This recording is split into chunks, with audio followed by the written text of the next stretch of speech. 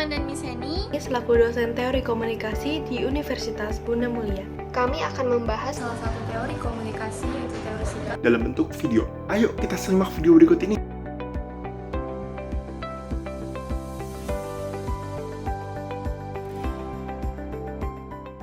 Pada bagian video kali ini, saya akan menjelaskan sebuah teori yang dikemukakan oleh seorang filsuf bernama George Wilhelm Friedrich Hegel pada tahun 1807.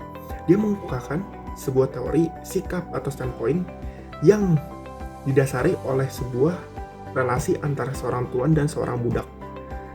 Dia mengatakan jika seorang tuan dan seorang budak itu hidup dalam lingkungan hidup yang sama, namun pengetahuan dan pandangan mereka terhadap visi dan misi kehidupan mereka itu sangatlah berbeda. Selain itu, teori ini juga dikemukakan oleh Janet Saltzman Chavez pada tahun 1993, yang dimana Janet mengatakan jika teori sikap atau standpoint ini lebih fokus kepada arah gender atau kesetaraan gender. Janet mengatakan jika feminisme ini dapat digunakan untuk menentang status quo yang sudah melecehkan atau merendahkan harga diri seorang wanita.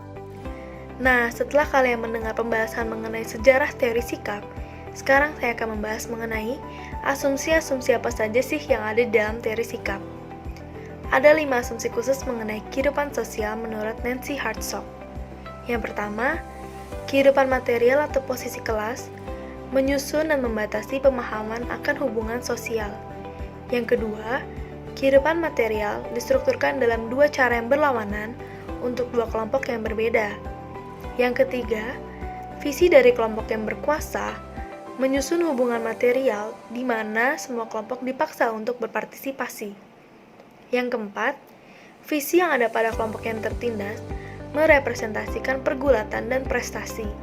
Dan yang terakhir, potensi pemahaman dari mereka yang tertindas memperlihatkan ketidakmanusiawian dari hubungan yang ada dengan kelompok. Selanjutnya, ada 4 konsep penting dalam teori sikap. Yang pertama yaitu standpoint. Standpoint adalah sudut pandang yang dapat diperoleh melalui pengalaman, interaksi, pemikiran, dan usaha dalam hierarki sosial. Sebagai contoh, sebelum masa pandemik, kita mungkin kurang memperhatikan kebersihan kita maupun kebersihan lingkungan. Tetapi dengan adanya pandemik ini, kita diharuskan untuk lebih bersih, terutama dalam mencuci tangan. Sebelumnya mungkin kita mencuci tangan hanya pada saat sebelum memulai makan atau setelah melakukan kegiatan yang membuat tangan kita kotor.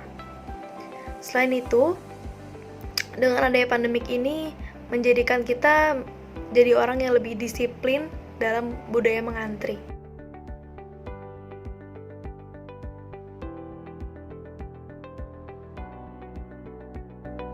Baik, selanjutnya setelah mengetahui apa itu definisi dari teori sikap atau yang dapat disebut sebagai standpoint, selanjutnya saya akan membahas tentang pengetahuan tersituasi. Apa itu pengetahuan tersituasi? Pengetahuan tersituasi adalah apa yang diketahui orang tersebut didasarkan pada konteks dan keadaan. Saya akan memberikan contoh sederhananya. Seperti yang kita tahu bahwa sekarang corona bahkan terus meningkat. Tidak sedikit dari mereka yang harus dirumahkan atau bahkan harus kehilangan pekerjaannya. Contoh kecilnya seperti pejabat kaya raya yang mau tidak mau harus terbiasa dan beradaptasi dengan situasi seperti ini. Mereka mengalami banyak kerugian dan kebangkrutan. Hal itu mungkin tidak membuat mereka terbiasa, karena yang dulunya hidup enak sekarang harus hidup terpuruk.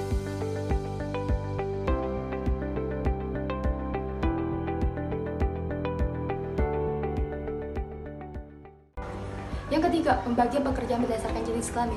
Konsep ini mengemukakan bahwa perbedaan gender berasal dari perbedaan peran perempuan dan laki-laki dalam segala aspek. Pembagian tenaga kerja merupakan salah satu contoh dari konsep ini, di mana mengaitkan perempuan dengan fungsi sebagai istri, ibu, dan pekerja rumah tangga, sedangkan peran laki-laki bisa bekerja di perkantoran dan menjadi tulang punggung keluarga. Hal ini menempatkan perempuan dan laki-laki dalam kelas yang berbeda.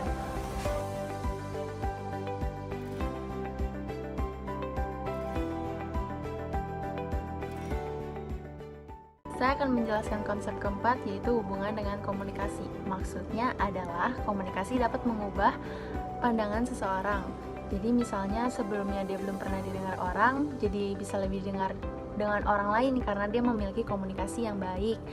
Misalnya contohnya itu adalah kampanye, di mana para calon menyampaikan pendapatnya dengan komunikasi yang baik supaya orang-orang lebih mendengar dia dan mempercayai dia sebagai calon yang akan dipilih.